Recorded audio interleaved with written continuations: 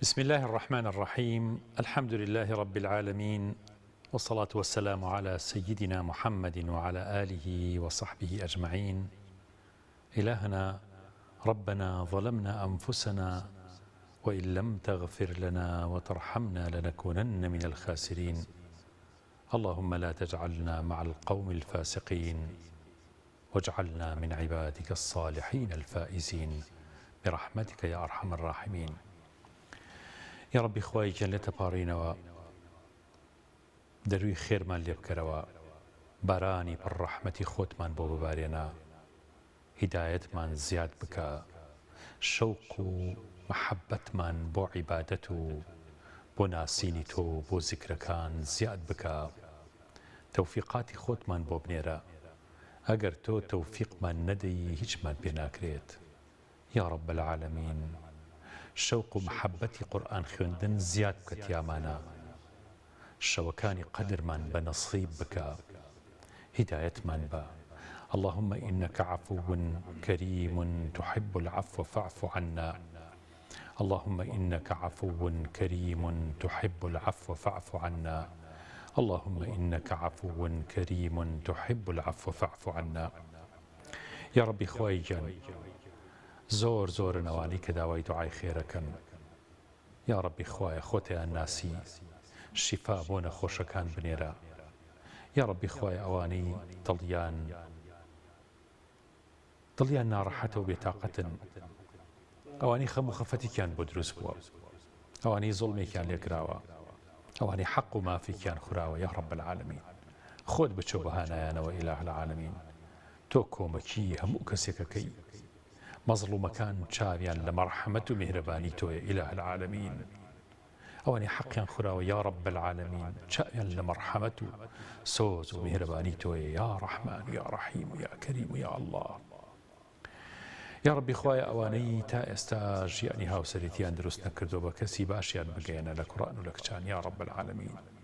ئەوانەی قەرزارن قەرزەکانیان بنەوە، ئەوانەی هەر ئومێدێکی دنیا و ئاخرەتیان هەیە خواهی گەن بۆیان بهێنیتە دی. عاقبەت خێریمان بە نەسیب بکە یا ربی. یا ربی لە عاقبەت خێران بین ئیلاه العالمین، عاقبەت خێر بین یا رب العالمین. یا ربی خواهی گەن تەوفیقات و هیدایەتی خۆتمان بۆ بنێرە لەم شەوە مبارەکانەیە یا کەریم و یا الله و یا حەی و یا قەیوم. لە ئازادبوانی ئاگری دۆزەخ بین و هەموو گوناهەکانمان سەرڕابێتەوە یا رب العالمین. سەرفرازی دنیا و ئاخرەتمان کە، ڕزق و ڕۆزی و بەرەکەتی خۆت زیاد بکە لەسەر ئێمە و هەموو ئازیزان و خۆشەویستان و موسڵمانان و ئەم وڵاتە وڵاتانی ئیسلام بەگشتی. ئەم شەڕ و موسیبەتەی کە ڕووی لە دنیا کردو یا ربی ئاوی مەرحەمەتی پیا بکە، ئاوی مەرحەمەتی پیا بکە. وڵاتەکەمان ڕزگاری بێ لە هەموو خراپ و خراپەکاریەک یا رب العالمین. وڵاتانی ئیسلامی لە زوڵم و ستەم ڕزگاریان بێ ئیلاه العالمین. ڕزق و ڕۆزی و بەرەکەتی خۆت بڕێژە بەسەر هەموو ئومەتی ئیسلامیە یا رب العالمین. یا ربی خوای گەن ئومەتی ئیسلامی لەم زەلیلی و داماویە ڕزگار بکە یا کەریم یا الله. یا حەی و یا قەیوم، لە پیلانی دوژمنانی ئیسلام و دوژمنانی نیشتیمانەکان یا ربی نیشتیمانەکەمان یا رب العالمین ڕزگارمان بکە، ئیمانمان سەلامەت بکە، ئیمانمان سەلامەت بکە، ئیمانمان سەلامەت بکە. اللهم آمین آمین یا مجیب السائلین.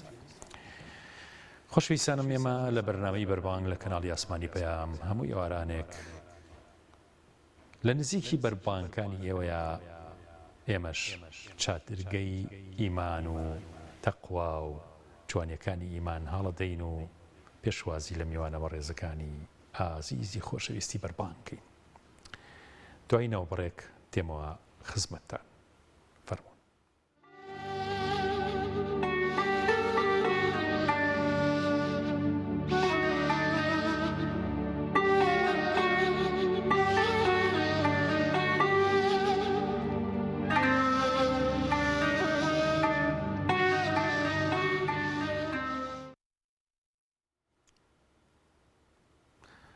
ئازانم یەکێک لە ویزگە زۆر ترسناک و خەتەرەکانی ڕۆژی قیامەت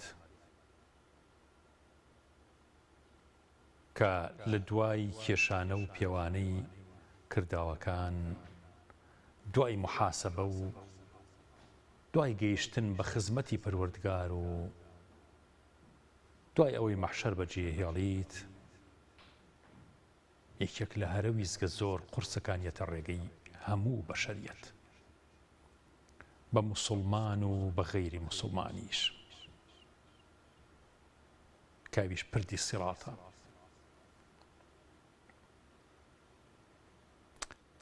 یەکێک لە مۆقیفە قورسەکانی تری ناو مەحشەر و قیامەت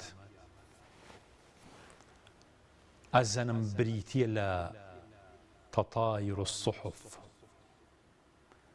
باڵگرتنەوەی نامەی ئەعمالی هەموو خەڵکی باڵەگرێتەوە بۆ ناو مەحشەر بە ژمارەی مەخلوقاتی خۆی گەورە کە لە مەحشەرا وێساوە بە جین و ئینسەوە نامەی ئەعمال باڵەگرێتەوە لە ژێر عەرشا دانراوە ئەبێ چ ئەرشیفێکی گەورە و زەخم بێ یا ڕەب العالەمین لای خوا هەمووی تۆمارە هەرچی کردەوەمان هەیە چی خەتەرە و خەیاڵ هەیە لە مێشکمانە چی باس و خواسێ لە ناو دڵ و دەروونمانە هەیە هەر هەمووی لە نامەی ئەعمالە تۆمار کراوە باڵەگرێتەوە کە باڵی گرتەوە یەتە ناو مەحشەر و ملیارەها ملیار مرۆڤ خوای زانێ ملیارەها ملیار لە عالەمی پەری و جنۆکەکان چاوەڕوانی مەحشەرەکەن ئێمە لە قیامەتە جینیەکان نەبینین بەس لە قیامەتە عەکسە بێتەوە ئەوان ئێمە نابینن لەبەرەوە لە ساحەی مەحشەرە نامەی ئەعمالی خۆت باڵەگرێتەوە یەتە گردنی هەر یەکێک لە ئێمە ئاڵێ بە گردنی هەر یەکەمانە لە پشتی ملمانە ڕائەوەستێ نامەی ئەعمال ئەگەر باش بێت لە پشتەوە بەدەستی ڕاست یعنی ئەگەر زۆربەی کردەوەی باش بێ پێتە درێ خوا پەنامان بە ئەگەر ئەهلی خراپە بین بەدەستی چەپ وەریەگرین پەنا بەخوای گەورە یەکێک لە مۆقیفە زۆر قورسەکانی تری ساحەی مەحشەر قیامەت بریتیە لە ڕاوەستانی مرۆڤایەتی 50,000 ساڵ لە مەحشەرا ڕاوەستی لە ئەرزی مەحشەرا ئاوێستێنرێی تۆ بڵی بیرمان بمێنێ ڕۆژە لە ڕۆژان لە دنیا ژیاوین 50,000 ساڵی لای خوا چەند دوور و درێژە چەند قورسە ئاگامان لێی نەبێت چەند زەحمەتە حسێب بۆ ڕۆژە نەکەین قورسترین مەنزیلە ئازانم لە هەموومانە قورستر تێپەڕبوونە بەسەر پردی سیڕاتە لە ڕێی جەهەنەمەوە مرۆڤ گاتە بەهەشت ئەبێ بەسەر جەهەنەما تێپەڕی بەسەر پردی سیڕاتە ئینجا ئەگەیتە بەهەشت پێویستە تێپەڕی وئین منکم ئیلا واردها واردی جەهەنم ئەبین بەدوونەوە کافرەکان بە ئەبەدیەش لە ناو جەهەنم بەڵام ئیمانداران بەسەر جەهەنمە ئەڕۆن بەسەر پردی سیڕاتە ئەڕۆن کە بەسەر پردی سیڕاتە تۆ ئەگەیتە بەهەشت موسڵمان ئەگاتە بەهەشت بەس ئایا بە ئاسانی پردی سیڕاتە بڕین دەرگای بەهەشت کەوتۆتە ئەو بەری پردی سیڕات بەس کاڵینەوە بەر شوێنێکی نزیک نێتە بەرچاوت خوای زانێ چەند دوورە چەند ساڵ چەند هەزار ساڵ نازانی پردی سیڕات لە موو باریکتر و لە شمشێر تیژترە بە قودرەتی قادر مرۆڤ بەسەری ئاڕوە بەڵام زۆر پڕ مەترسیە زۆر زۆر گێژاوە زۆر گرنگە بزانین کە پردی سیڕات چییە خوای گەورە فەرمێ الذين يحشرون على وجوههم إلى جهنم ئەوانەی کە دوایەوەی حەشرەکرێن لەسەر ڕوو ئەبرێن بۆ ئاگری دۆزەخ پێغەمبەر صلی الله عليه وسلم فەرمێت حەشری خەڵکی لە ڕۆژی قیامەتە هەندێکی بە سواریە چۆن کەسێ بە سواری وڵاخێک ئەسپێک ماینێکە ڕوا هەندێکی بە پێ هەندێکی زۆر قوربە سەریە بەسەر ڕووە ڕاکێشرێت ئەبرێت بەسەر ڕووە ئەڕوات بەدەما ئەڕوات لە باتی بە قاچا بڕوە. سەحابەکان وتیان یا ڕەسوول الله صلی الله عليه وسلم چۆن نتوانن بەڕوو بڕۆن چۆن نتوانن بەدەم چاو بڕۆن؟ پێغەمبەر صلی الله عليه وسلم فەرمووی ئەو زاتەی ئەو خوایی کە بە قاچ خەڵکی وا لێکا بڕۆن هەر بەدەم و چای جوان لێکا بڕۆن. لەبەرەوە ئەو کەسەی توانای خستۆتە قاچ بڕوات تواناشە خاتە دەم و چاوکە بڕوە. بەس دەم و چاو ڕۆشتن بۆ ئیهانەیە بۆ سوکایەتیە بۆ کافر و بێباوەڕ و زاڵمەکانە کە ئەگەنە بەردەم جەهەنم وەرە تۆ بەڕوا بڕۆیت لە دەرگای جەهەنەما بەڕوا بتخەنە ناو ئاگری دۆزەخ. پەنا بخوا جەهەنم ڕەش ڕەشە ئاگرەکەی ڕەشە ئاگرێکی ڕەش ڕەش ئەبینی لە دۆزەخە. لەبەرەوە تەکاد تەمەیەز من الغەیظ هەرچەند کەسێکی تێفڕێ درێت جەهەنەم تووڕێیەکەی زیاترە بێت. إذا ألقوا فيها سمعوا لها تغيظا وزفيرا صوت هاواری هەیە جەهەنەم تووڕەبوونی هەیە قسەی هەیە گرمەی هەیە تووڕەبوونی هەیە قسەوتنی هەیە.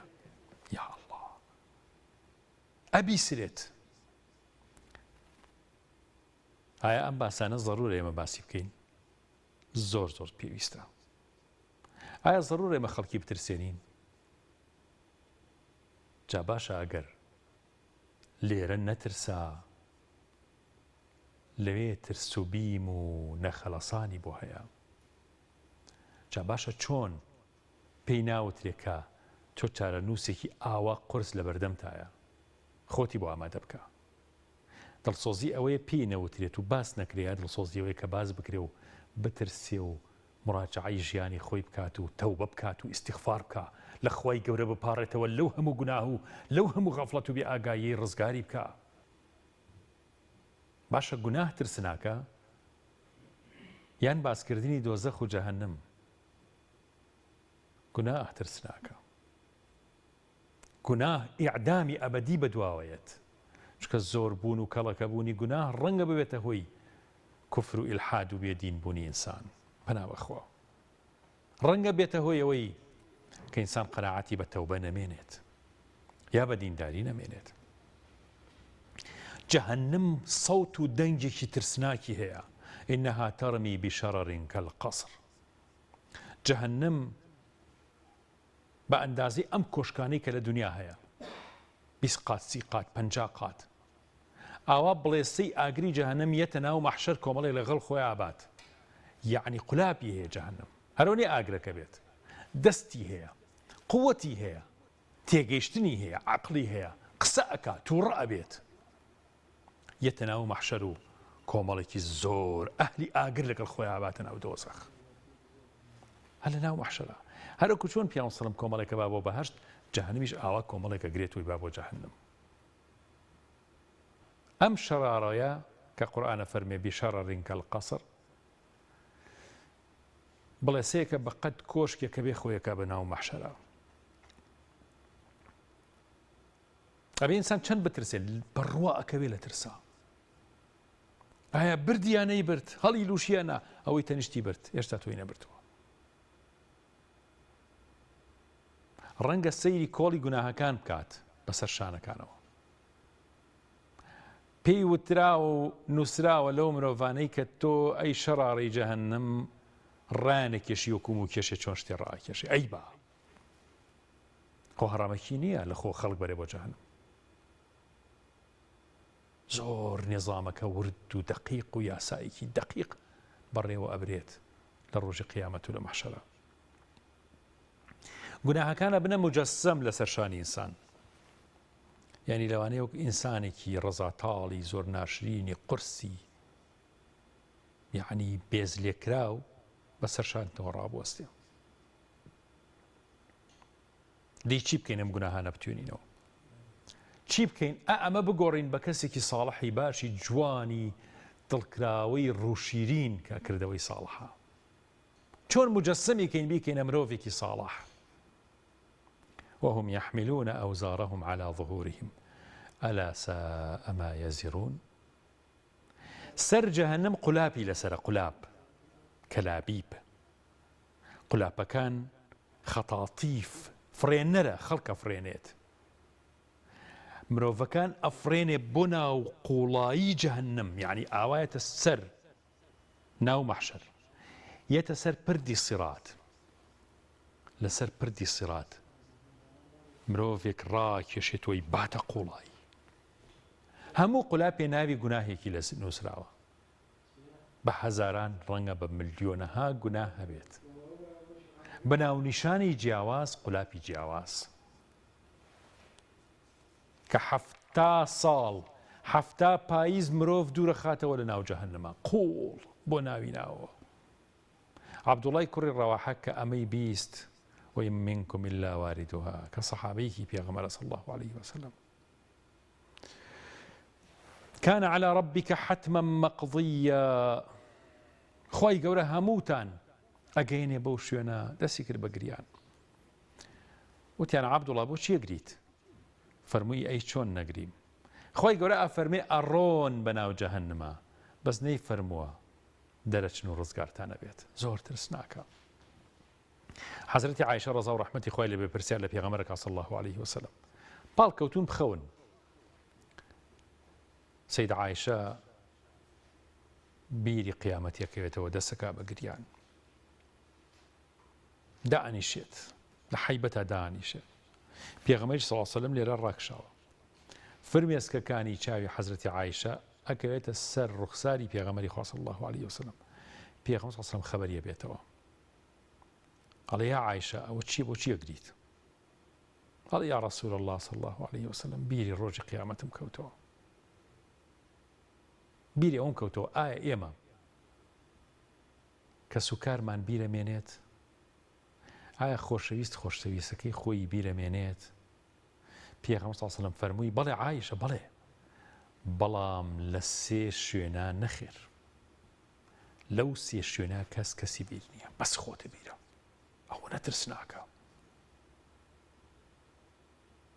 لە پێوانە و کێشانەی کردەوەکانە لە خزمەت پەروەردگارە ئاگاد لە هیچ کەسێ نییە لەم دنیا، لە حەیبەتی خۆت و لە ترسی خۆت و لە هەیبەتی ئەو مەقامەکە تیایت، لە ترسناکی، لە جەوهەری ئەم حەقیقەتی قیامەتە کە چۆن هاتە بەردەمت.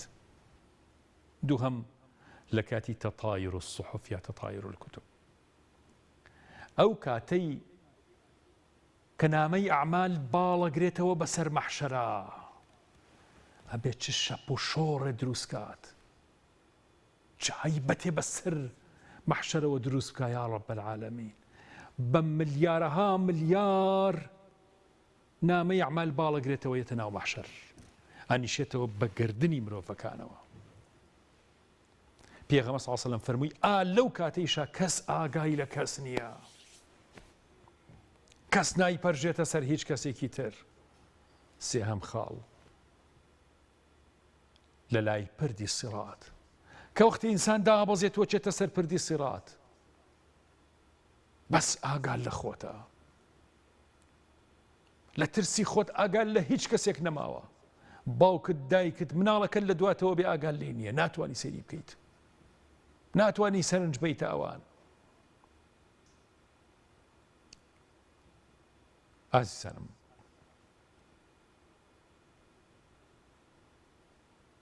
پاش ناوبڕێکە ئەچینە خزمەتی یەکێک لە سونەتەکانی پێغەمبەر صلی الله عليه وسلم، دێمەوە خزمەتتان. فەرموو.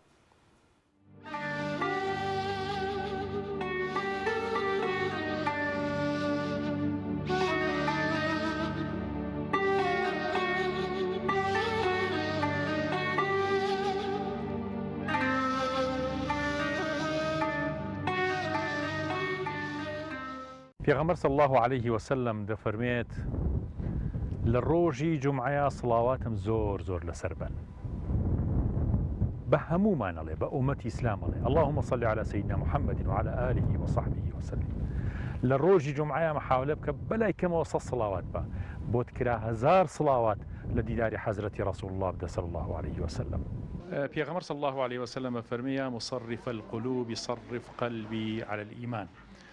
دڵم دامەزراو کە یا ڕەبی لەسەر ئیمان. جنابیشتان انشاءالله سەفەری عەمراکەن چەنێ دوعاتان کردوم سەفەرەتان بەنصیب بێت. والله حەمد و سەنا بۆ خوا کە ئەم سەفەرەی هێنایە پێشەوە بۆمان. والله دەمێک ساڵە حەز و ئاواتمان هەیە ئیتر حەمد و سەنا بۆ خوا ئەم ساڵ وا بوو بەنسیب و ئیتر ئێمەش بەخێزانی بەتەمان بڕۆین ئینشاءالله. خۆی گەورە بەرەکەت بڕێژێ بەسەرتانە و هەموو دوعاکانتان پێشین و ئێستا و دواییشتان قبول بێ یا ڕەبی. چەندێ دڵتان خۆشە؟ یەکەم جاراشتن بۆ سەفەری؟ بەڵێ. چەند دڵتان خۆشە بۆ سەفەر؟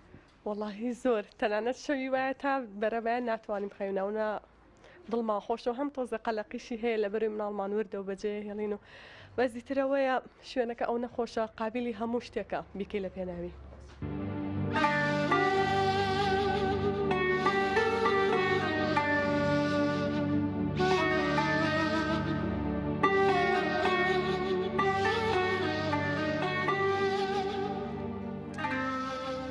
خۆشەویستانم لە پردی سیڕاتەوە هێنەوە ناو چیرۆکێکی خەیاڵی دوایەچینەوە سەر پردی سیڕات. ئەم چیرۆکە خەیاڵیە شتێکی جوانمان پێڵێت کە پیاوان و ژنان زەڕورە قەناعەتیان بە یەک هەبێت، یعنی ژن و مێردەکان. خەیاڵات و بیرکردنەوەیان نەیان با بۆ شوێنێکی دووریان نەخاتەوە، گوناهیان پێنجام نەدا، ماڵی یەکتر کاول نەکەن. چیرۆکەکە زۆر جوانە کە پێتەڵێ هەمیشە ڕازی بە بەو بەشەی کە خۆی گەورە پێیاویت.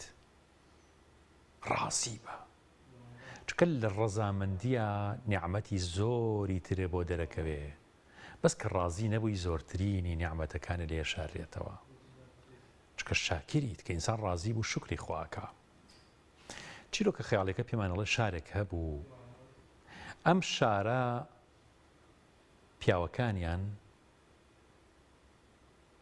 زۆر سەیری ئافرەتیانە کرد بۆ ئەوەی کە بیهێنن، بەڵام کەسیان بەدڵ نابوو.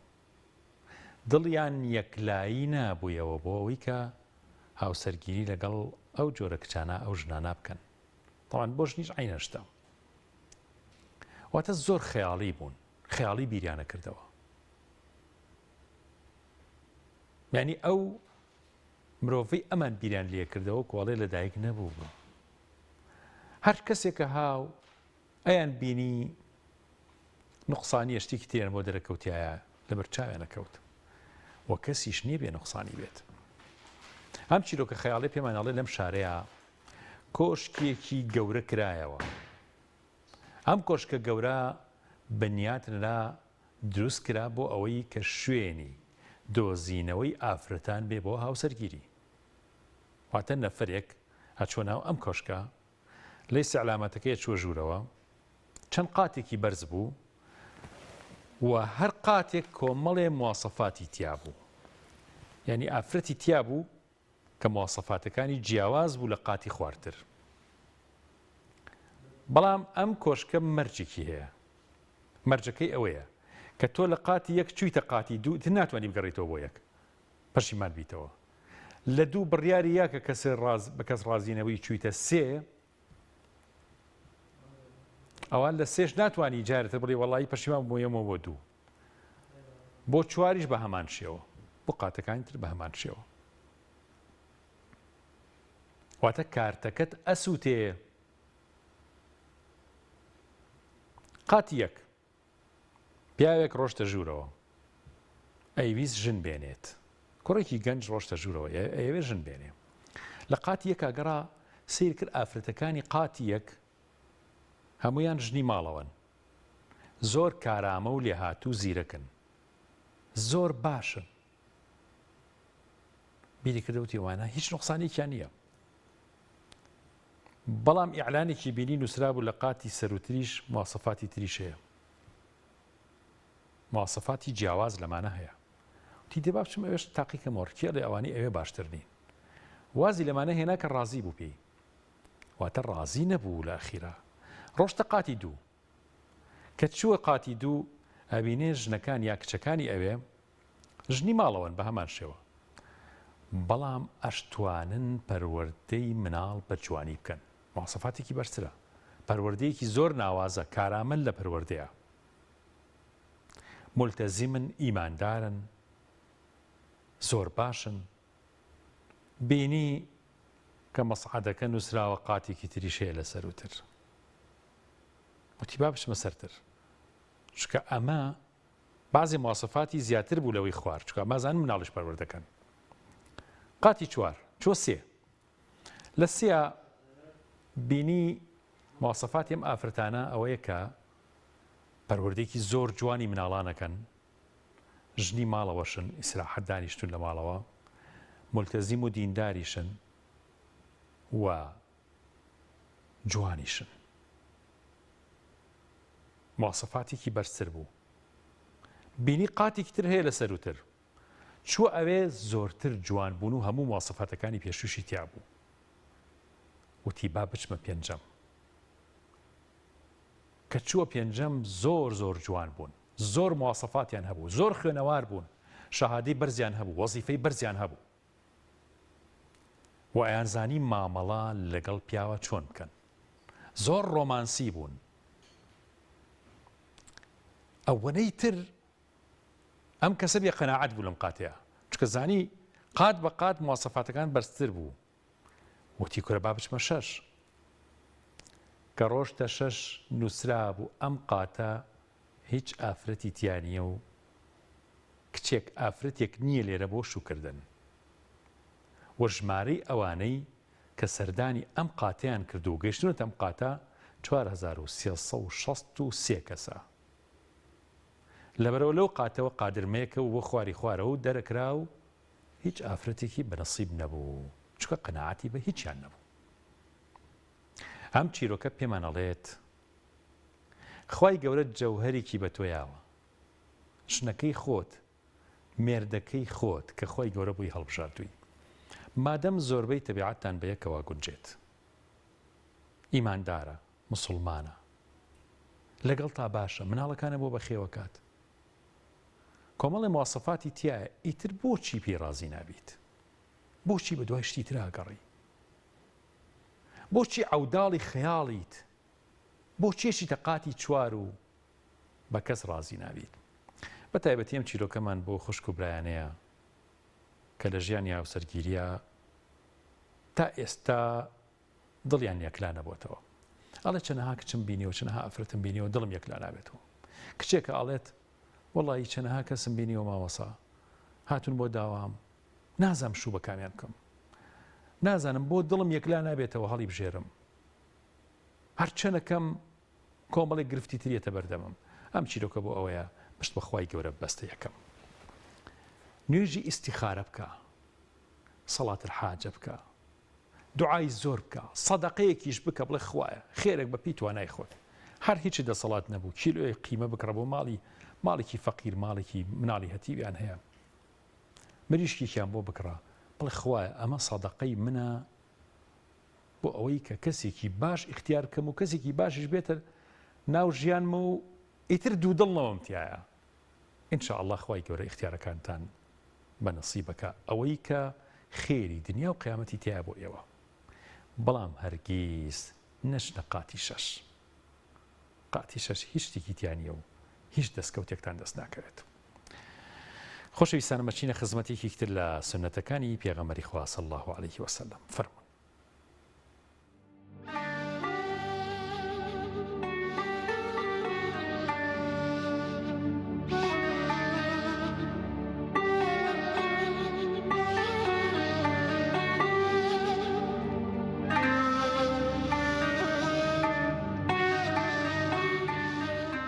عالمەکان لەخوا بەزیای هەمووی نوێژی پاک و تەمیز و هەموو مەسەلا پێغەمبەری خوا فەرموویەتی العولەماء وەرەسەة الئەنبیا، ئەم عولەماکان واریسی پێغەمبەرن، ئێمە ئەگەر ڕێز و حورمەتیان لێ بگرین لە عولەماکان ئیتر ئەوە مانای وایە بەرنامەکەی خوامان جێبەجێ کردو، پێغەمبەری خوامان جێبەجێ کردووە. ئەوە ئیشێکی زۆر زۆر جوانە و زۆر گەورەیە بۆ ئێمەی موسڵمان. جنابتان خەڵکی شوێن قوربان؟ وڵا قوربان، من خەڵکی پێنجوێنم لە ئەسڵا. پێنجوێن هەر خۆی؟ پێنجوێن ناحیەی گەرمە گوندی هەنگەژاڵ. ماشاء الله لەوێ کاتی خۆی دینداری و وەزعی دینداری و مزگەوت و الحەمدولillah مزگەوتمان بوو مامۆستای چاکمان بوو مزگەوتی چاکمان بوو خەڵکی دێکە هەمووی حاجی و ریسپی تیامان بوو 3 حەج و 2 حەج و 4 حەجی کرد بوو الحەمدولillah لەخوا بەزیا بێ زۆر تالبی دینداری و مزگەوت و ئەهلی چاک بوو حەمد و سەنا بۆ خوا ڕەمەزانان ئەو مزگەوتی ئەو دی ئێوە چۆن بوو خەڵکی دێکە چۆن زانان هەمووی بە ڕۆژوو بوو لەو دەی ئێمە لە ترسی مامۆستاکەمان کەس نێوێرا بە ڕۆژوو بڵێ بە ڕۆژوو نیم ئەگەر بە ڕۆژوش نەبوایە مەگەر بە مەخفیە نانێوێرە کێ بوو مامۆستاکە وەڵی حاجی مەلا ساڵح بوو ئەرە وەڵا ڕەمەزانی ئەو کاتە خۆشبیا هێست وەڵاهی ئەو کاتێ خۆشتر بوو جا ئەو کاتە گەرجستانان بیایە ئەم کە بەرە و ئەمانە نەبوو مامۆستا موئەزینێکی بوو ئەگەڕا بە ئاواییە سەڵایە کرد تەپڵی لێیە ماڵە و ماڵەگەڕا خەبەریە کردەوە لە جستانە لە بەفرە ئیتر زۆر خۆش بوو لە 27 لە ڕەمەزانان کە تەراویحمانە کرد بە قەرەباڵغی هەمووی خەڵکی دێکە هەر زۆر خۆش بوو خوارەتان قبوڵکە ئینشاءالله مانی ڕەمەزانە و جەژنە بەلای خەڵکو ئەوەی پێ خۆش بوو نانی جەژن خەڵکە هات خواردنی هێنا بۆ مزگەوت زوو من مناڵ بووم ئەو عانێ ئەیان هێنا بەڵام مامۆستاکان پیان تەخرکردن وتیان نانی تەعزیە و نانی مزگەوتیان پێ تەخرکردن لە وڵاتی ئێمە هەرە وەڵا مامۆستاکان عولەماکان پیان تەخرکردن الحەمدولillah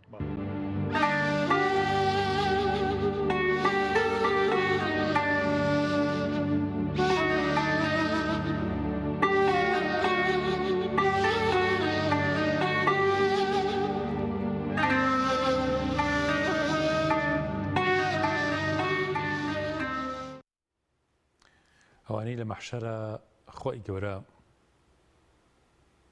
لەسەر نووسێکەمانە ئاهلی ئاگری دۆزەخن بە پێی و کردەوە خراپانە و ئەو بئیمانی کە هەیان بووە پێویستیان بەوە نییە کە مەلایکە بیان با بۆ ئاگری دۆزەخ یا پاڵێن پێوە بنێ خۆیان ئەڕۆن چکە لەوێ منفەز و ڕزگاریەک نییە شوێنێک نییە دەرباز بیت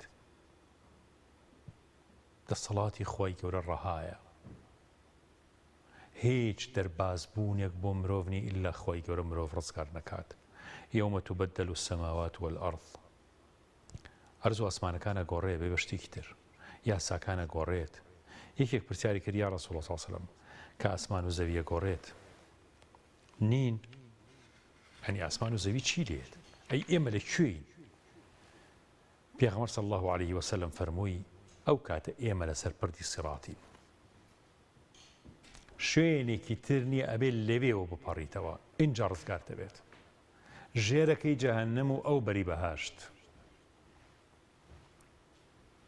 مردنیش ئەهێنرێت تا ئاهلی جەهەنەم و ئاهلی بەهەشتیش بیبینن ئاهلی جەهەنەم زۆر بێتاقەتە بن تووشی یەئس و بێئومێدیە بن کە سەرە بڕێت یعنی مردن نامێنێ ئاهلی بەهەشتیش زیاتر دڵیان خۆشە بێت کە خۆی گەورە ئەو بەرەکەتەی پیاون و ئەو فەزڵەی لەگەڵان واندوون ئیتر جارێکی تر مردن نییە تەواو کۆتاییەت طبعا ئاگری جەهەنەم ئەوەنە سوور بۆتەوە لە ئەوەڵ جارە 1000 ساڵ سوور بۆتەوە پێی فەرموودی پێغەمبەر دوای 1000 ساڵی تر سپیە بێتەوە دوای 1000 ساڵی تر ڕەش ئەبێت ئێستا داغ بۆ ڕەشەوە کود و کەڵوایە لە هەمان کاتە ئاگریشە یەکێک لە دۆستانی خوا گەنجێکی بینی پێکەنی و گاڵتەوگە پێگرت پێوت کوڕەکەم تۆ لە پردی سیڕات پەڕی بیتێتەوە تا ئاوە پێ بکەریت و دڵت خۆش بێت وتی ئەی باشە خۆی گەورە دڵنیایی کردووی کە ناتیش جەهەنەم وتی نەخێر فەرمووی ئیتر ئەم دڵنیایی قوڵ و خۆشیە قوڵە چییە لە مرۆڤە ئینسان چۆن ئەتوانێت دڵی خۆش بێت لە کاتێکە کە ئەم ڕێگە توڵانیە زۆر ترسناکەی قیامەتی لەبەردەمایە زانایەک کەسێک چێ بۆ لای پرسیاری لێکە ئەڵێ چ وەختێ بگەمە دڵنیایی چ وەختێ بگەمە دڵخۆشی ئەڵێ حتا پردی سیڕات نەخەیتە پشتەوە دڵنیایی دەست ناکەوێت ئینسان ئیماندارە بێ وا بیر بکاتەوە ئیتر خەم و خەفەت و دوودڵی دوای ئەوە نامێنێت ئەنا لە دنیا هەرمێنێت زۆر جار تۆ خەفەت و دوودڵی و بێتاقەت یەک ڕوتیەکە ئەم خەفەتە بەشێکی هی ئەوەیەت طبعا لا سەرپردی سیڕات ئەمانەت لەگەڵ سیلەی ڕەحمە یەخە بە مرۆڤەگرێ یەک بە یەکمان. ئایا ئەمانەتی ژن و مناڵەکەت مێردەکەت پاراستی یا فرامۆشی کرد؟ مناڵ ئەمانەتێکی زۆر قورسە ئێستا ئازانم. باوەڕتان هەبێ قورسترین ئەمانەت ئێستا مناڵە. دایک و باوک چۆنی پەروەردە بکەن؟ چۆن لەم هەموو فەساد و لەم هەموو ئیلحاد و لەم هەموو خراپەکاریە دووری خەنەوە؟ ئاخر هەموو ژوورێک شەیطانێ، دوو شەیطانی تایە کە مۆبایلەکانە، کە ئینتەرنێتە، چونکە بەشێکی هەرە گەورەی شەیطانە، جیهانێکی شەیطانی زۆر ترسناکە. چۆن مناڵەکەتی لێپارێزی؟ چۆن بەشە باشەکەی بەکاربێنێت و خراپەکەی بەکار نێنێت؟ چۆن ئەم عەسایە لە دەستی مناڵەکەی تۆیە ببێ بە عەسایەکی نورانی ڕووناکی نەبێتە مار و هەژدی هاو مناڵەکەت بخوا؟ چۆن وا بێت؟ لەبەرەوە خۆشەویستان، یەکێک لە هەرە ئەمانەتە قورسەکان ماڵ و مناڵە، دایکایەتیە، باوکایەتیە، چونکە مرۆڤ هەیە یعنی دایکە باوکە بەڵام دایکایەتی نازانێت، هەتا ئەیژمرێ فێر نابێت. هەیە باوکە بەس ڕۆژە لە ڕۆژان باوکایەتی نەکردووە. چەند مناڵیشی هەیە بەڵام هیچ باوکایەتی بۆ نەکردوون، هیچ دەرباسیان نەبوو، هیچ ڕەحمی هەر بۆیان نەبووە. لەبەرەوە حەیفە ئینسان ژن بێنێ و دایکایەتی و باوکایەتی نەزانێت، لە قوتابخانەی ژیانە پێنەگات، لە ویژدانە پەروەردە نەبوو بێت، دین و ئیمان کاکڵەی نەبێت. جارێتر ئەمەیشم وت، موسڵمان شتێکی زۆر جوانی پێوتم، وتی دین و ئیمان پێشەکیەکەی ڕقم یەکەکەی بریتە لە ویژدان، لە ئەخلاق و هەڵسوکەوت و ئاکاری جوان. ئەمە ڕقم یەکە. لە پاڵ ئەم ڕقم یەکە کە دین و ویژدان و کە ویژدان و ئەخلاقی جوانە، لە پاڵ ئەما کە نوێژەکەیت ئەبێ بە 100، کە ڕۆژوە گرێ بێ بە 1000، کە زەکات هەیە بێ بە 10,000 بۆ نمونە. بەڵام ئەڵێ کە ئەمە کەوت ئەخلاق و دین و ئەخلاق و ویژدان نەبوو، نوێژەکەی ڕۆژوە گرێمانە هەر سفرە، هیچ نییە، کاریگەریکی وای نییە. تۆ کە دایک نیت ئەمانەتی ماڵ و مناڵ هەڵمەگرە، مەچۆرە ژیانی هاوسەرەتی کە ئەزانی بۆت ناکرێت، کە باوکایەتیت پێ ناکرێت، کە ناتوانی دڵسۆزی مناڵەکانە بێ، خۆش بوێن، پەروەردەیان کەیت، ژیانیان بۆ دابین کەیت، هەموو ژیانە بکەی بە قوربانی مناڵەکانە، مەبە بە باوک. زۆر سەختە باوکایەتی ئابۆ جۆرە بکەیت، بۆ قیامەتی زۆر تاریکە. لەبەرەوە ئەمانەت لەسەر پردی سیڕاتەوە سێت، لەگەڵ سیلەی ڕەحمە. دایک و باوکت لەگەڵ تا چۆن بوون، چۆن بووی لەگەڵەوانە؟ سیلەی ڕەحمە بۆیان هەبوو بۆ براوخشەکانت. ئەم دوانەیە خە بە ئینسان ئەگرن، ئەفەرمێ یا ڕەبی نابێ ئەم کەسە بڕوا هەتا حەقی ئەمەنەیە، چییەکە بیکە؟ اینجا ئەبینین پێغەمبەر صلی الله عليه وسلم لە دەرگای پردی سیڕاتە ڕاوەستاوە، فەرمێ یا ڕەبی سەلیم، یا ڕەبی سەلیم، خوایە بە سەلامەتی، خوایە بە سەلامەتی ئەمە بپەڕێتەوە، ئەم بەندەی تۆ بپەڕێتەوە، ئەم تاکە ئومەتەی من بپەڕێتەوە بۆ بەهەشت. ئاوا دوعامان بۆکە پیامبەر صلی الله، ئاوا شەفاعەتمان بۆکە.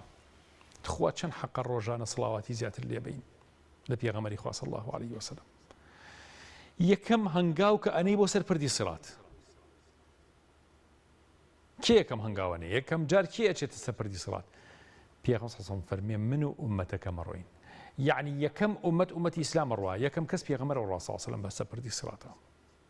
پردێک ژێرەکەی تاریک، سەرەکەی شێر تاریک، ڕۆشنایی لەسەر نییە، گڵۆپی لەسەر نییە، پردە بریندارە بی بەو قولاپانەی کە هەڵە درێت پەنا بەخوا، کە یەن گیڤەیە بەلای دەم و چاوتە، قولاپی گوناهەکان. یا الله، قولاپی گوناه، ئەمە قولاپی زینایە پەنا بەخوا، ئەمە هی نەزەرە، ئەوە هی ماڵی خەڵکە کە خواردووتە، ئەوە هی پارەی حرامە کە وەرەگرتووە قسە لەسەر نەکردووە، نەتوتوە حرامە، ئەمەیان هی خیانەتە، ئەم قولاپەی تریان ئەوەی تریان ئەوەی تر بەم جۆرە لە کتوپڕێکا ڕووناکیەک دروستە بێ بۆ تۆ چکە پردی سەرات هەمووی تاریکە بەقەت ئەو ئیمانەی کە هەتا ڕووناکیت بۆ دروستە بێت الله چەند دڵە خۆشە بێت ئەوە نورێک هات بۆت بەرچاو ڕۆشن نکاتەوە چۆن بڕۆی هەیە نورەکەی بەقەت یەک شاخە بێت بەقەت گۆیژا بێت بەقەت چیاکانی هیمالایا بێت الله ئەمە زۆر نزیکەکانی خوان یەک پارچە و ناوەڕۆژ نکاتەوە بەس بۆ خۆی یەکێکتر ناتوانێت ئیسفادە لە نووری تۆ بکات چکە لە ئاەتی ترا باس کراوە هەیە بەقەت دارخورمایەکە بێ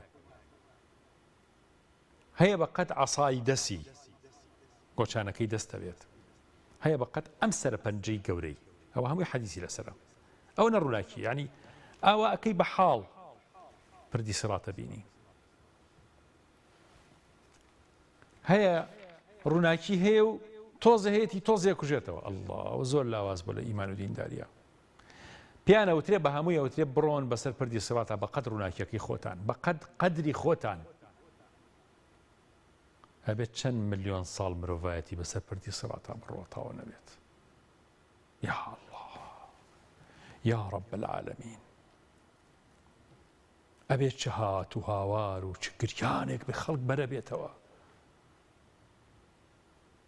ئەبێ ئەو دەنگانە چۆن ئینسان کاس بکات لە ژێرەوە جەهەنەم گڕوتینی یاوەتە خۆی هاواری لێ هەساوە تەکاد تەمەیەز من الغەیظ لە تووڕەی خۆیان خەریکە پارچە پارچە بێت لەسەرەوە خەڵک ئەکەوێتە ناوی لەم لاولاوە قولاپەکان جیڤەیانیەت و دەنگیانیەت ئەم ئەبگرن ئەوی تر برینارەکەن چکە هەندێک قولاب نادبا بۆ جەهەنەم بە پێی گوناهەکەت بەس بریندار دەکا ئازار دەیات لەسەرەوە پردی سڕات پەنا بەخوا ئەبێت چەند ملیارەها ساڵ مرۆڤی وا هەبێ هەر بەسەر پردی سڕاتەوە بێت یا رب العالمین پێغەمبەر صلی الله علیه و سلم فەرمێت هیوا هەیە وەکو چاوتروکانێت تۆ چاوەکەیتەوە ئاوا یەکسەر پردی سڕاتە بڕێ الله یا ربی خوای ئێمە لەو کەسانە بین بە چاوتروکانی سەر پردی سڕات ببڕین ئیلاه العالمین یا ئەکرەم الئەکرەمین یا غیاث المستغیثین هەیە وەکو با ئەیبڕێ وەکو ڕەشەبایەکی بەهێز هەیە وەکو تیشک هەیە وەکو بەسەر ئەسپێکەوە بێ چۆن ئەڕوات ئاوا هەیە وەکو باڵدارێکە ئەفڕێت چۆن سورعەتەکەی سەریعەکەی چێنێکە ئاوا هەیە وەکو ئەسپ سوارێک هەیە بە سنگەخشەی بڕێت ئەی هاوار خۆیە پەنامان بی ئەوە نە گوناهە زۆر بێت 2-3 ساڵ بەسەر پردی سڕاتە بە سنگەخشێ بڕۆی هەیە ئەکەوێت و هەڵەسێتەوە ئەمە زۆر ترسناکە هەیە لە ئەوڵی پردی سڕاتەوە ئاوا ئەکەوێت بەس بەدەستەکانی خۆی ئەگرێتەوە ژێرەوە یاگری جەهەنەمە قولاپ لێیە ئەی با ئەی هێنێ بەم عەزیەت و مەینەتە وردە هەتا ئاچێتەوە بەر چەند هەزار ساڵی پێچیاوە ئەبێ چی لێ بێ یا ڕەب ئەبێ چۆن ڕەش بێت چۆن بسووتێ ئەبێ چۆن بریندار بێت بەڵام هەرگاتە ئەوە بەر خوا ڕەحیم پێکات ئەبێ کە ئاوی کەوسەرە خوا یا الله چ خۆشیە ڕووی تێ بکات وا ڕزگاری ئینسان زۆر جێبەزەیە تووشی چ کارەساتێ بێ لە قیامەتە خوای ڕزگارمان کەی لە ڕۆژی قیامەتە خوای دەربازمان کەی لە ڕۆژی قیامەتە واللهم ئامین یا مجیب السائلین خۆشەویستانم مەچینەوە خزمەتێکی تر لە سونەتەکانی پێغەمبەری خوا صلی الله علیه وسلم فەرموو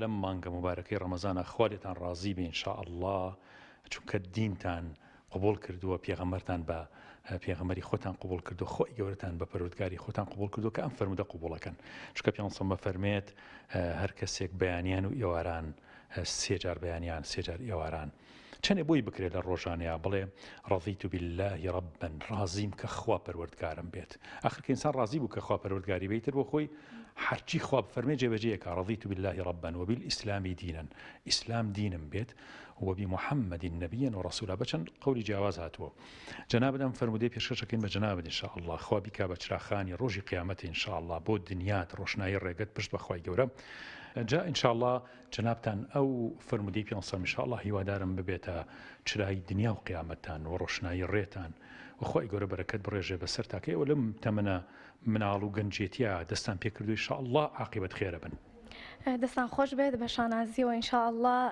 لەسەر دڵم و لەسەر چاوەکانم بەردەوام دەیڵێمەوانێ هیوادارم جارێکی تر ئەو شانازیم پێ ببەخشێتەوە کەم فەرمودەیەم لەبەر کرد بێت و بە هەموو ئەوانەی بڵێمەوانێ کە چەندە سوودم لێ بینیەوە دڵنیاشم سوودی دەبێت دەستان خۆش بێت حتمما لەبەری دەکەم جگای قوبڵە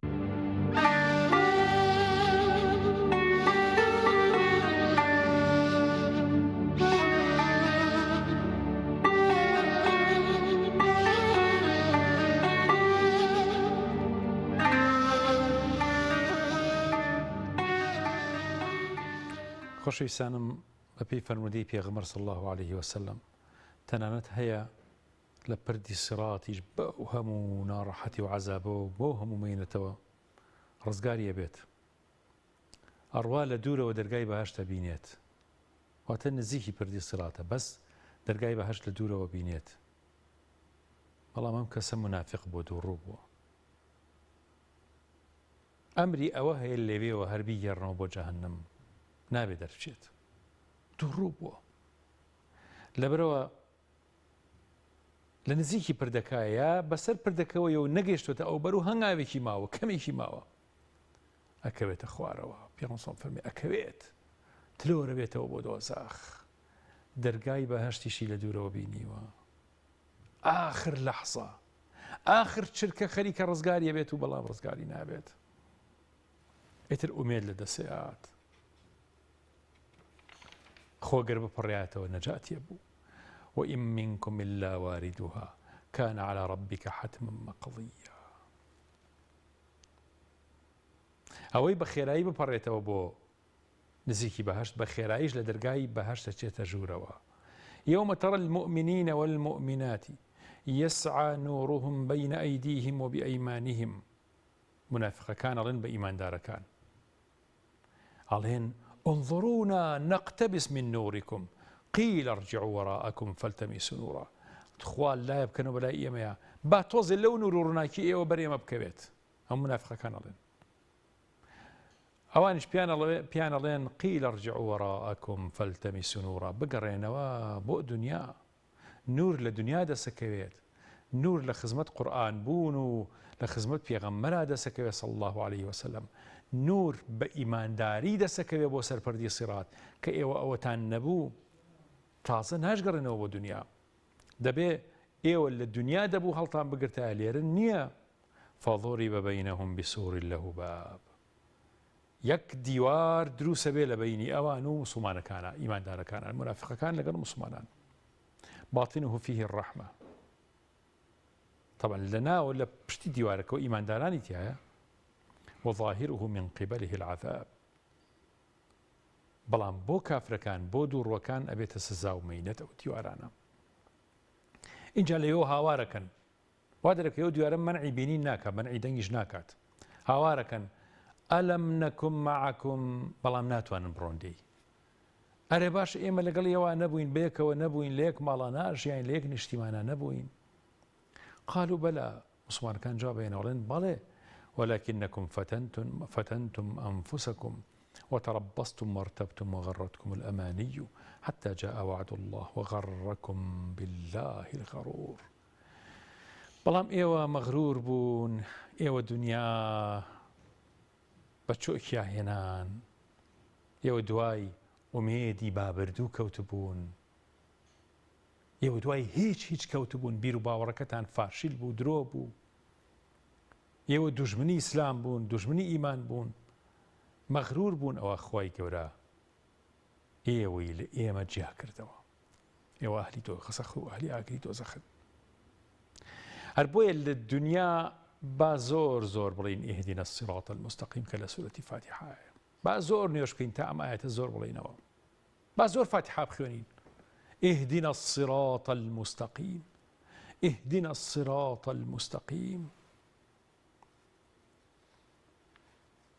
طبعا صراط هر صراط لدنيا وقيامتها، وأن هذا صراطي مستقيما فاتبعوه يكريجيا بردي صراطي دنيا كالنيوجا تو داوايا كيت كبا عبادة دسبيكي كبا خواناسي دسبيكي خلو قناها باريزي أشيتا بردي صراط كواتا بردي صراط دسي بيكردو يما چونيتا سري چونکە لە دنیاوە دەست پێکا ئیمتیدادی ئەم پردی سیراتە بۆ دنیا و ئاخرەتە، لە دنیاوە چێتە ئاخرەتەوە چێتە سەر بەردی سیرات هەتا ئەوەیە. هەر کەسێ هیدایەت درا بۆ سیراتی خوا لە دنیا، هیدایەتە درێ بۆ سیراتی قیامەت بۆ نەجات بوون ئینشاء الله. هەرچی و بۆ چی کردوتەوە شریعەتی پاراست و حەڵاڵ و حرامە پاراستووە لە دنیا، ئەوە بەسەر پردی سیراتی دنیا ڕۆشتویت، نەت پاراستووە ئەو قولاپەکانی پردی سیراتی دنیا کە حرام خۆری تۆی گرتووە بردوویتی و لە قیامەتیشا پێی ناپەڕیتەوە.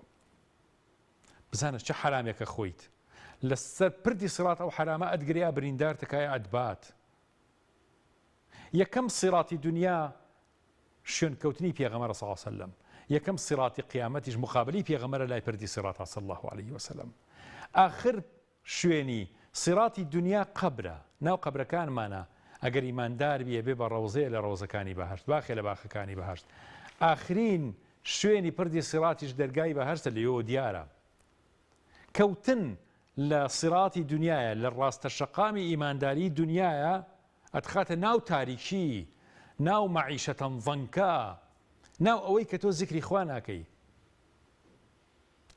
فمن أعرض عن ذكري فإن له معيشة ضنكا ونحشره يوم القيامة أعمى. بنا بخوا ورا لقيامتها بيت نابي لمحشرة لو عذاب ميلتي نابي ناجبيت لبروا أوي لبردي صراط الدنيا كوتبت دستي بصراط الدنيا كنيوج عبادته طاعة حلال خورية ويا دستي بيوي نقرت بيت كوتبت جياني دنياي زور رشو ناخوش بيه.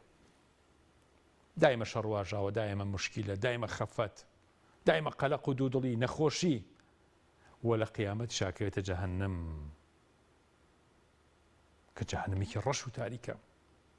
أوي للدنيا قلابكاني حرام لدنيا بيقريت أو توشي فتني دنيا بيت لقيامة شبه من شيء يقريت.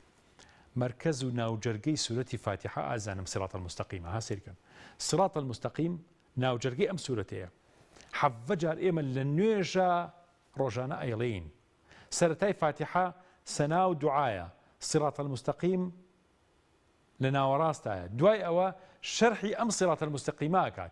ها سيري سورة فاتحة كن. بسم الله الرحمن الرحيم.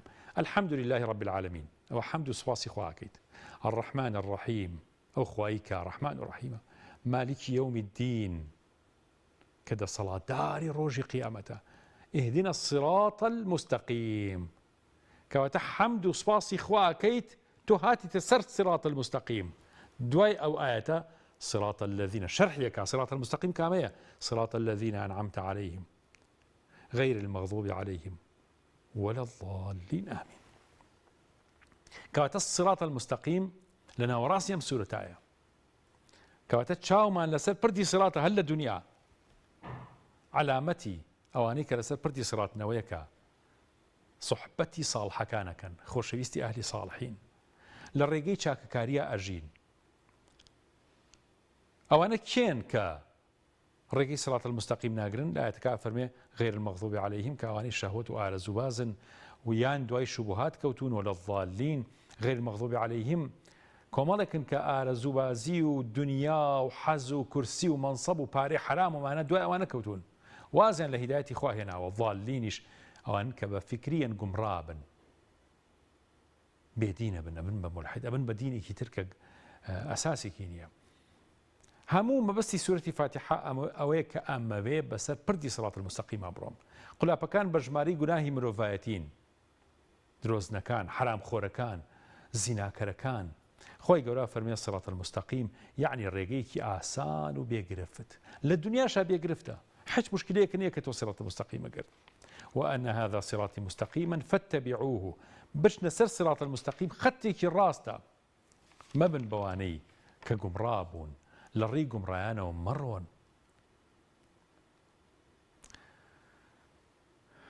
صحابيك فرميه ملا خزمتي في غمرة صلى الله عليه وسلم دانشتبوين خطيك كيشا وختي شي بمديوديا كيشا فرمي أمر ريق الراستك بور ريق الراستي أبرون وأن هذا صراطي مستقيما فاتبعوه ولا تتبعوا السبل فتفرق بكم با جوازيب نتان خات سري جوازي واختلافات وجوازيب لبرو بالا سر ريقي صراط المستقيم بروين تنها أو ريقي الشايستي أو يكا لدنيا أو لقيامتا بمان قينة منظرو بمان قينة رزامندي وبهشتي خوي قبرا إن شاء الله خۆشەویستانم لە خزمەتێکتر لە سونەتەکانی پێغەمبەر ئابین صلی الله عليه وسلم فەرموو.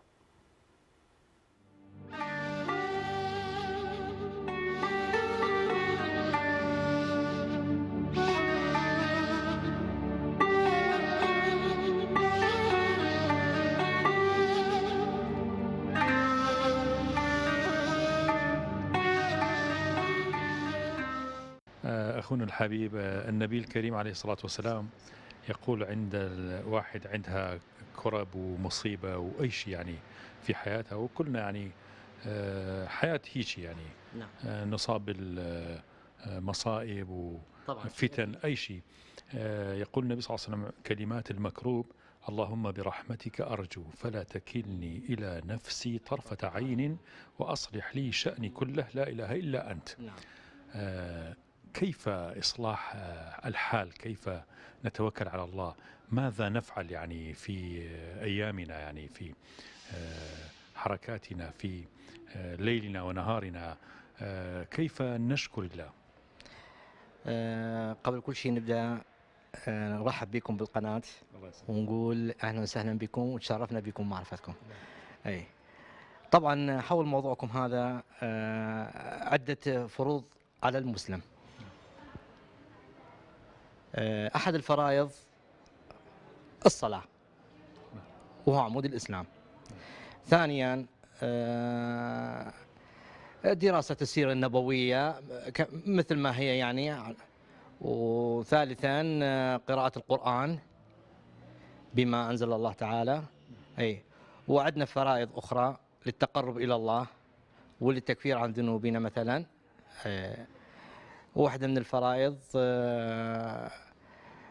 صلة الأرحام وإيتاء الزكاة لمساعدة الفقير نتقرب إلى الله زلفة. نعم. وحج البيت من استطاع إليه سبيلا وصيام شهر رمضان طبعا شيء أكيد هاي 100%. هذه أهم الفرائض. فأهم عمود من هذه الفرائض على كل مسلم الصلاة. قبل كل شيء الصلاة عماد الدين.